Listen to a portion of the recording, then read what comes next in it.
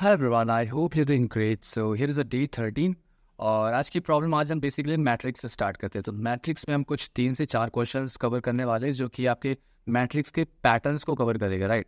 और ये मैट्रिक्स के क्वेश्चन आप अच्छे से कर लेते हो तो आपका जो 1D एरे और 2D एरे का जो जिस हिसाब से कॉन्सेप्ट होता है ना, तो वो अच्छे से क्लियर हो जाएगा। तो ये मैट्रिक्स के क्वेश्चन काफ़ी ज़्यादा इंपॉर्टेंट हो जाते हैं और स्टार्टिंग में कुछ लोगों को बहुत ही प्रॉब्लम होती है सॉल्व करने में, राइट।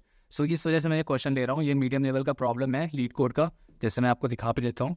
जैसे सेट मैट्रिक्स जीरोस, ये प्रॉब्लम है आपका लीड कोड रहा हूँ। इसी से मिलता जुलता प्रॉब्लम है। जैसे यहाँ पे हम एक्चुअली कर क्या रहे हैं कि जो भी जीरो है उस पर हम पूरे इंटायर रो और कॉलम को जीरो बना रहे हैं।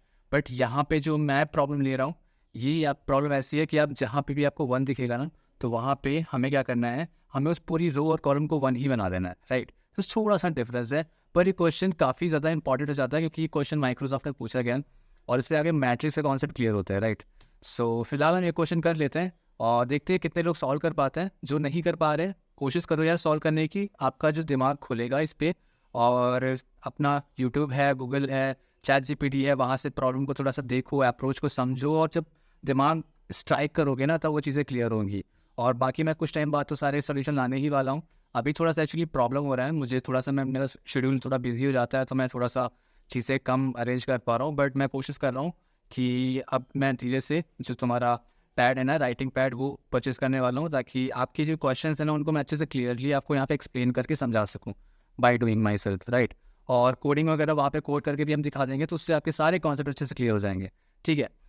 फिलहाल अभी हम क्या कर रहे हैं, अभी हम ये क्वेश्चन को खुद से सॉल्व करने की कोशिश कर रहे हैं और काफ़ी समझेंगे इस तरह से। देखो, अगर इन प्रॉब्लम्स को खुद से सॉल्व करने की कोशिश करोगे, भले ही नहीं समझ में आते हैं, आप कोशिश तो करोगे ना। जैसा जब आप कोशिश करते हो ना, बहुत कुछ सीखते हो आप।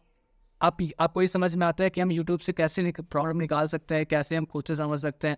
चैट जीपीटी का यूज़ करना आप सीख जाओगे, गूगल से प्रॉब्लम को निकालना सीख जाओगे। क्योंकि जब जब फ्यूचर में आप किसी कंपनी में काम करोगे ना, वहाँ पे हमें सब कुछ नहीं करना होता। हमें हमें देखो, वहाँ पे हमें हमें हमें डेडलाइन दी गई होती है कि भाई इस टाइम के दौरान हमें ये पर्टिकुलर प्रोजेक्ट को करना है और ये हमारे पास एक टास्क है, उसको कंप्लीट करना है। उस टाइम पे हम एक एक कोड लिखने के लिए नहीं बैठते हैं। रियलिटी ये है कि हम एक एक कोड लिखने के लिए नहीं बैठते, हमें हमारे अंदर अंडरस्टैंडिंग होनी चाहिए चीज़ें समझने के लिए।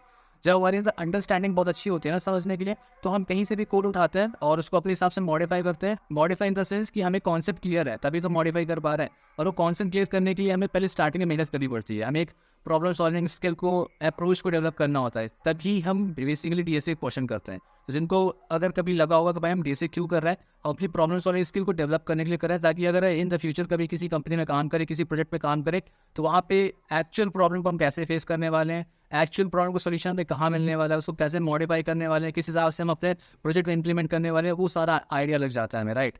सो बेसिकली इसलिए हम करते हैं यार, ठीक है। तो copy paste is not bad, पर स्टार्टिंग में ये थोड़ा सा बुरा हो जाता है। तो स्टार्टिंग में हमें नहीं करना है, स्टार्टिंग में हमें खुद से समझना है।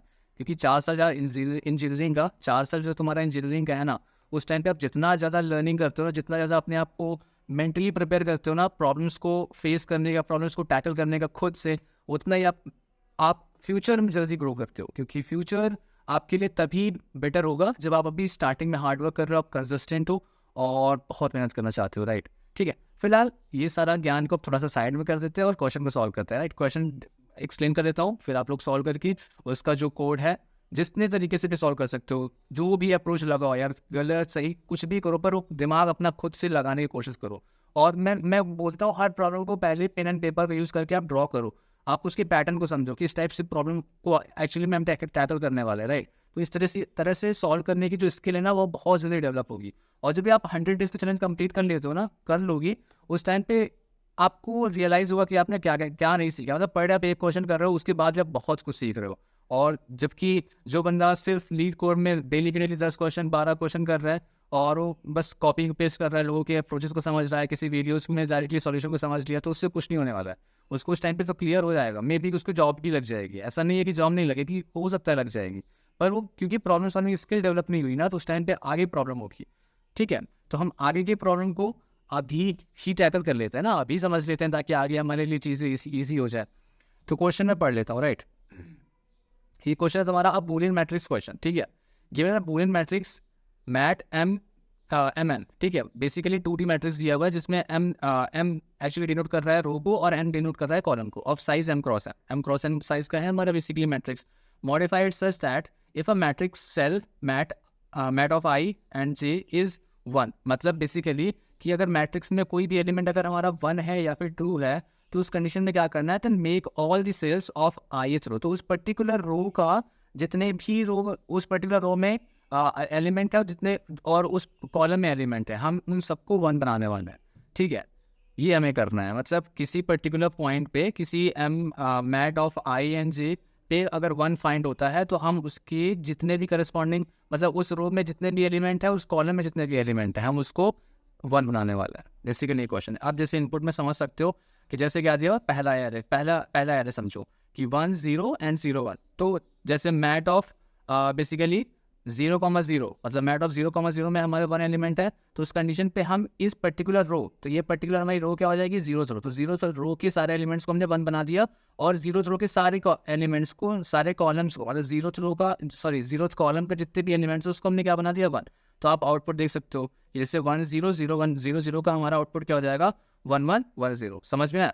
वैसे ही आप सेकंड वाला इनपुट देख सकते हो जैसे 0 0 0 0 0 1, मतलब बेसिकली 2 रो है और 3 कॉलम एलिमेंट है, और हमारा जो input of particular input of 1 मतलब आई एच पे 1 और जे एच पे क्या हो जाएगा 0 1 2, मतलब 1,2 पे हमारा एलिमेंट क्या है 1। तो उस कंडीशन पे यहाँ पे क्योंकि 1 है तो इस पर्टिकुलर रो के, मतलब सेकंड रो के सारे एलिमेंट्स को 1 बनाना है और सेकंड और थर्ड कॉलम पे है ना बेसिकली, तो थर्ड कॉलम पे सारे एलिमेंट्स को 1 बनाना है। तो देखो आउटपुट हमारा 1 आएगा। तो इस तरह से हमें प्रॉब्लम को पहले सोचना है, फिर इस पे पैटर्न रिकॉग्नाइज करना है कि आखिर इसका पैटर्न होगा क्या और कैसे सॉल्व करने वाले हैं। और ट्रस्ट मी गाइस इतना कॉम्प्लेक्स नहीं है, आप इसको ईजिली टैकल कर सकते हो, बस थोड़ा सा दिमाग लगेगा स्टार्टिंग में, और आप जैसे भी सॉल्व कर सकते हो। स्टार्टिंग में ब्रूट फोर्स लगाओ, फिर धीरे धीरे उसको ऑप्टिमाइज करो और फिर ये जाके प्रॉब्लम अच्छे से सॉल्व कर पाओगे। तो अगर इस पर आपको 1 घंटा 2 घंटा भी देना पड़ रहा है तो दो, अभी स्टार्टिंग में देना ज़रूरी है भाई। स्टार्टिंग में आपको प्रॉब्लम सॉल्विंग स्किल डेवलप करने के लिए आपको टाइम देना पड़ेगा। आप डायरेक्टली इतनी जल्दी प्रॉब्लम सॉल्विंग स्किल नहीं डेवलप होती है, उसके लिए आपको थोड़ा सा मेहनत करनी पड़ती है, राइट। तो इसको प्रॉब्लम को सॉल्व करो और जल्दी से इसका जो आंसर है या फिर जो कोड स्निपेट है वो मुझे कमेंट करो, राइट। मैं देखना चाहता हूँ आप लोग कितना डेडिकेटेड होकर इन क्वेश्चंस को सॉल्व करो, ताकि मैं और भी अच्छे अच्छे क्वेश्चन आपके सामने ला सकूँ और आपकी इनडायरेक्टली आपकी अच्छे से हेल्प कर सकूँ, राइट। ठीक है, तो जल्दी से सॉल्व करो और मैं मिलता हूँ नेक्स्ट वीडियो में। अगर कोई रिकमेंडेशन है, कोई भी आप चाहते हो कि हाँ मैं कुछ और इम्प्रूव कर सकता हूँ अपने लेक्चर्स पे, या कुछ किसी टॉपिक पे वीडियो चाहते हो तो यार कमेंट सेक्शन में ज़रूर बताओ। मैं कोशिश करूँगा टाइम निकाल के उन चीज़ों पे वीडियो लाने के लिए। और अभी थोड़ा सा मैं बिज़ी हूँ, 2-3 दिन बिज़ी हूँ, ठीक है। अभी मेरे भाई की इंगेजमेंट है तो उस चक्कर में मैं थोड़ा सा घर पे फंक्शंस है तो उसमें बिज़ी हूँ, और इस वजह से जो चैलेंज वीडियो है उसको तो मैं रिकॉर्ड कर पा रहा हूँ, लेकिन और चीज़ों में भी काम नहीं कर पा रहा क्योंकि टाइम नहीं मिल पा रहा है, राइट। तो जल्दी मैं फ्री होऊंगा और फिर मैं और जो टॉपिक हैं उनको कवर करूँगा, सॉल्यूशंस पे काम करूँगा और जल्दी से जल्दी इन चीज़ों को और ज़्यादा अच्छे से एक्सप्लोर करेंगे, राइट। सो मिलता हूँ आपसे नेक्स्ट वीडियो में। Till then keep learning, keep exploring, keep smiling. Okay, bye.